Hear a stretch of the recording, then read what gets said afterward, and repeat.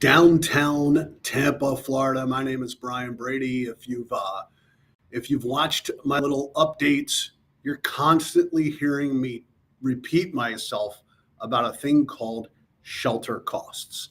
And I'm bringing this up because if you're a commercial real estate owner and you have maturing debt in the first half of 2023, you really need to pay attention to what the Fed is doing rather than what Jerome Powell is saying.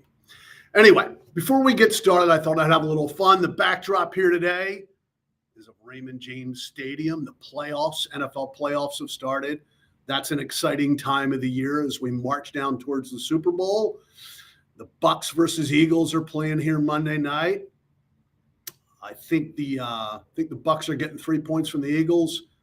Just going to go out here on a limb and say I think the Bucks are going to win the game outright, but it's a pick 'em. The Eagles are just in the midst of a collapse, and the Bucks are sort of anemic, even though they won their division.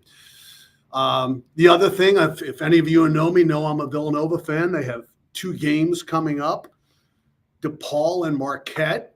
I mean, this Villanova team has knocked off Carolina, Memphis, UCLA, Creighton, and then turns around and loses to Penn and turns to the St. Joe's and Drexel.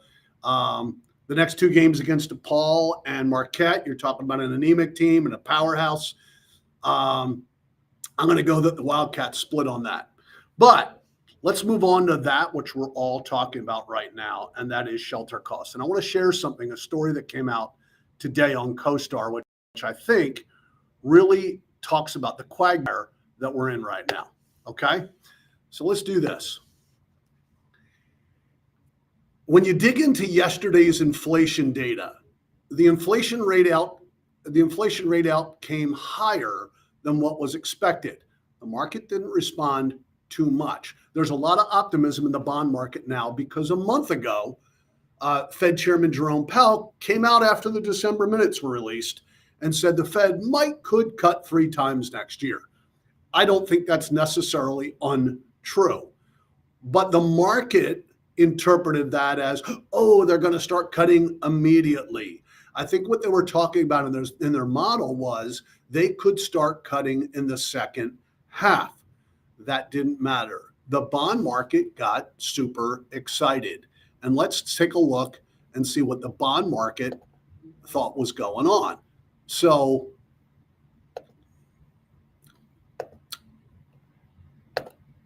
let me show you what's happened here. If you're a commercial real estate debt holder, you really need to know this, especially of maturing debt. So December 11th is when Powell came out and talked to everybody. And that's right about here. The 10-year was sitting at 4.23. Just to give you some perspective here, just 3 months ago, we were close to 5% on the 10-year. And commercial real estate debts, when we're quoting commercial real estate loans, they weren't in the 6.5s, they were in the 7.5s. So we got a little bit of a break, and December 11th comes around, the 10-year is trading around a 4.25. They released the Fed minutes. Now, in the Fed minutes, they said, yeah, we did a modeling where we could see 3 cuts next year, but they said it could probably happen in the second half. Well, Powell went out and started talking to everybody on all the national media and saying, sure, yeah, we could cut 3 times next year. Well, the market went bonkers and got really super excited. They bought bonds and they traded that 10-year down to, at one point, it was at a 3.79, almost a 50 basis point move. That was super. It gave us some great opportunities to immediately lock in some commercial real estate debt for those that had to refinance in the next 6 months. And we're able to lock some pretty good rates. We even had some times we're able to lock below 6%. But as the market dug into the data, I think they're starting to see what I saw a month ago, which was, hey, don't do what the Fed's chair says. Do what the Fed does. Pay attention to what the Fed does. And in the minutes, they said, we really see shelter as the main cost, the main problem in this inflation data. What is shelter? Shelter is the cost of rents. Shelter is the cost of mortgages, the monthly payments, the price of homes. And the Fed has been saying now for close to a year that shelter is what they're watching. And until they get shelter under control, because it's such a huge component of core CPI, they're not really going to change their policy. Okay, if that's what they're saying in the Fed minutes, then we need to pay attention to the shelter data. And so I want to bring this up for you just so you could see what I'm looking at.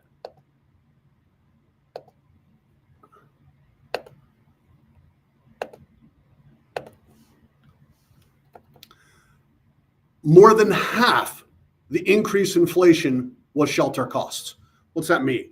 It means the cost of most goods and services have dropped precipitously, and that's wonderful because that means inflation seems like it's under control. But shelter is that stubborn component that will not come down. Does that mean the Fed's trying to crash the housing market? Yeah, it does. It says it's trying to get home prices and rents lower. There's a few ways they can do that. Obviously, supply is going to help. A lot of new multifamily projects are coming online in 2024. And when you get a whole bunch more supply, that's going to bring rents down. And it's going to happen in cities like Tampa. It's going to happen in cities like Jacksonville, happen in cities like Orlando, Atlanta, Philadelphia, to a lesser extent, New York. The West Coast is having some supply problems, but there are some more supply coming on in San Diego and Los Angeles. But they have such a supply-demand imbalance, I don't know how it's going to happen out there. What that means is if we get some more supply coming on, that should temper rents, that should temper shelter costs, but the Fed is still going to be aggressive in their monetary policy. They've got a couple weapons in their bailiwick, in their arsenal. The first is they can sell the mortgage-backed securities that they've got on their balance sheet, and they've been doing that systemically. Instead of quantitative easing, we're calling that quantitative tightening right now. The second thing they can do is control the discount rate. And the discount rate is what's eventually having the effect on the 10-year bond, which, as you know, so much commercial real estate debt is priced off of. So what's that mean to you, a commercial real estate owner or a commercial real estate broker?